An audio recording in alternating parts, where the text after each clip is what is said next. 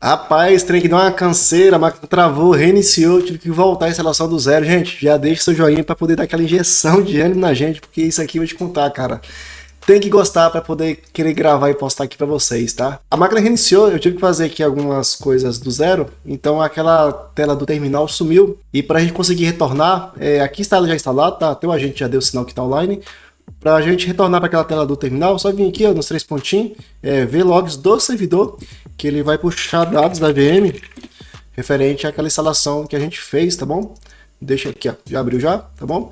E aqui por final ele fala instalação finalizado, beleza? Eu vou dar um fechar aqui. Agora, se você pegar o IP da VM, aquele IP de rede local, final 255.3, dentro da VM, na mesma rede que você está junto com o Proxmox, você colocando o IP, vai abrir esse medidor local, que é uma página interna para você usar, para você fazer os seus testes, tá bom? Se você pegar esse mesmo IP, você vai cair aqui na porta do Oculus Server, a porta modificada do NPF, que é a 8443, para a gente conseguir rodar junto o NPF com o Oculus, tá? Se a gente não mudar essas portas do NPF, não tem como rodar os dois juntos. Vou colocar aqui o HTTPS na frente. O NPF aqui rodando.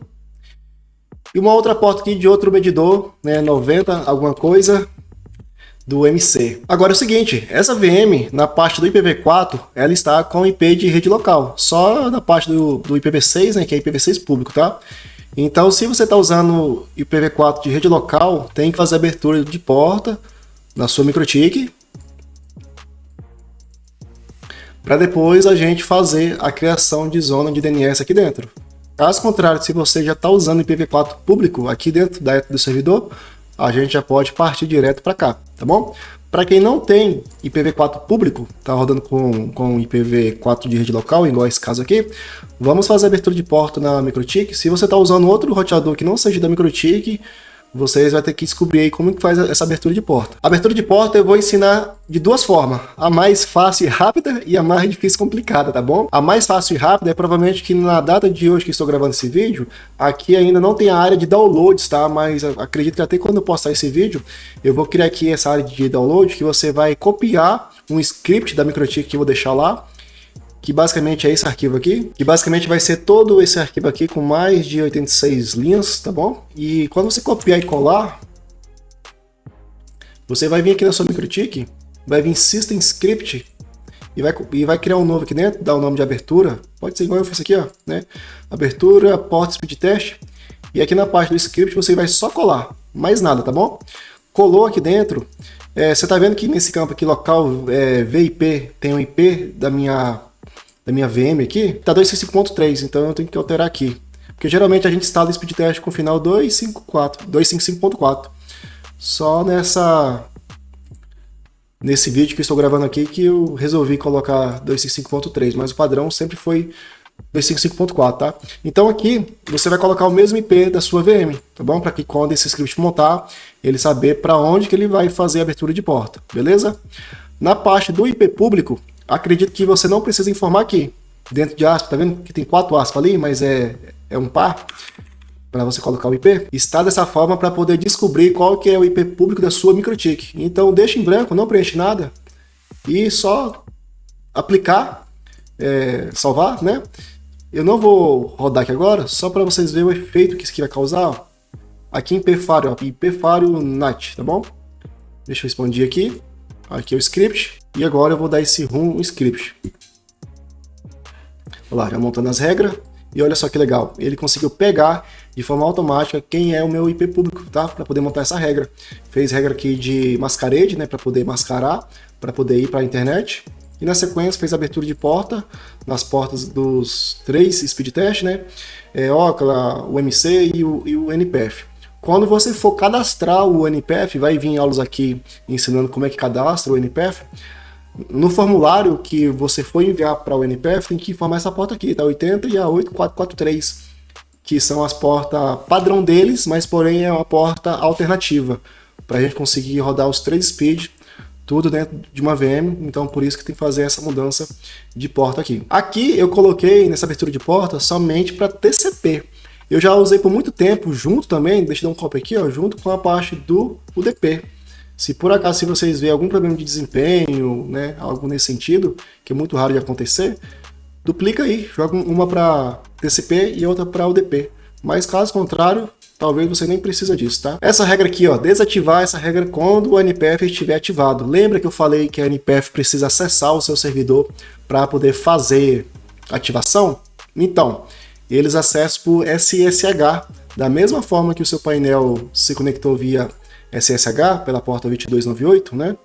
A NPF vai ter que fazer quase a mesma coisa.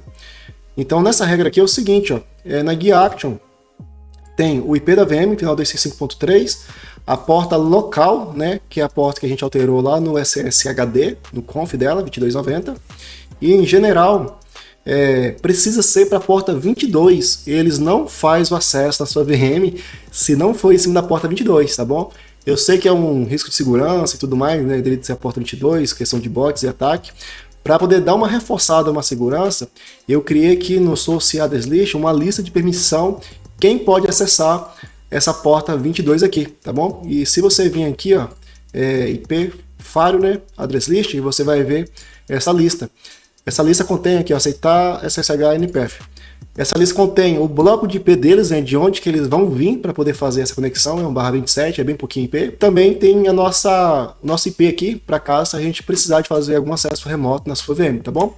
Então, por mais que é uma porta 22 aberta para o mundo, tem essa restrição aqui para reforçar um pouco a segurança para vocês, tá? DST address aqui não é obrigatório colocar, aqui foi informado porque ele busca o nosso script aqui, né? De abertura de porta, ele busca de forma automática, por isso que ele informou aqui o IP, mas pode deixar ou sem deixar, não tem problema. E agora vamos fazer alguns testes. Muitos testes de cara é você pegar o seu IP público que foi feita essa abertura de porta e jogar no browser para ver se vai abrir. Costumo de não abrir devido ao seu NAT, da forma que o seu NAT está construído, tá? Se pelo IP público não abrir, verifica se pelo IP de rede local, vê se vai abrir, só para a gente ter certeza que não é problema na instalação, tá bom? Ó, pelo IP de rede local abriu, se pelo IP público não abrir, então é alguma coisa no seu NAT. Um dos motivos que acontece aqui dentro, geralmente pode ser falho, tá bom? Algum tipo de proteção aí que você fez, né? Reforçou as portas aí, está bloqueando. Um dos motivos, talvez você alterou demais aqui essas portas, então tirou ela fora de posição aí. De preferência, essas 3 regrinhas, tenta deixar lá no topo de tudo também, tá bom? Porque talvez pode ter aqui para baixo regras que podem atrapalhar essa abertura de porta. Então deixa ela lá em cima, no topo de todas, para ver se resolve, tá? Arrastou lá para cima, corre lá de novo e vê se vai abrir pelo IP público, tá? Um segundo teste para saber de fato se é o seu faro, se é o seu NAT, de preferência o NAT, é você pegar esse IP público e abrir pelo 4G do seu celular. Vê se vai abrir. Se abrir pelo 4G do seu celular, mas dentro do seu provedor não está abrindo pelo IP público, então geralmente o problema está aqui, ó, no NAT. Na mesma regra, aonde que você mascara o IP para os seus clientes, tá bom? Na guia aqui de SourceNAT, talvez um usa SourceNAT, outro usa SEMI, algum usa Masquerade, e o problema de fato está bem aqui, ó, em general, na interface, e pode ser que vocês esteja informando aqui na outra interface ou na outra interface list, vocês estejam informando a Ether de entrada do seu link. Aqui no meu caso, a minha entrada do meu link é o meu próprio discador que autentica, mas talvez para você pode estar na Ether 1, 2, 3 ou assim por diante, tá? Ou em cima de uma VLAN também, né?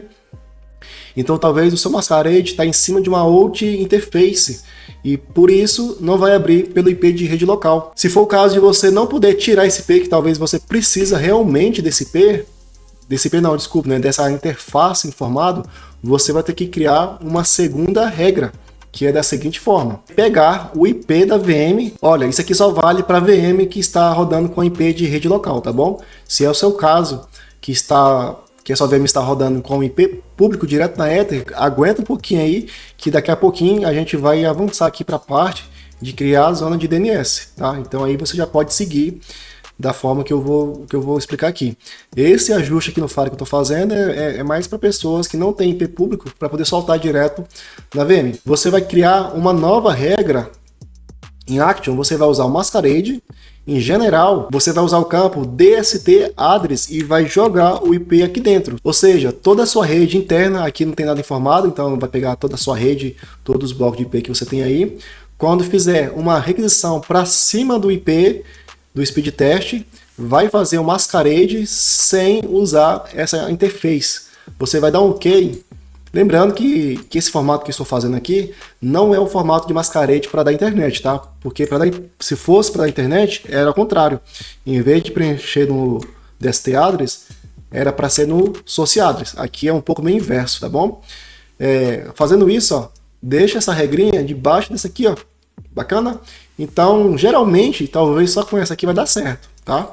Porque essa aqui ela faz masquerade realmente, para que a VM vai para a internet, né? E não está informando nada na outra interface. Caso contrário, além dessas outras regras, você precisa dessa que a gente acabou de criar. E lembrando, se você tem balance, cuidado, tá?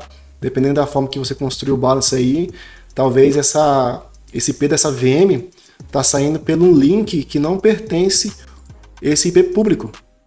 Ok? Então, se for o seu caso que você tem balance, dá uma checada nas configurações de balance para você pegar o IP da VM e amarrar o IP dela referente ao link que pertence ao IP público, tá bom?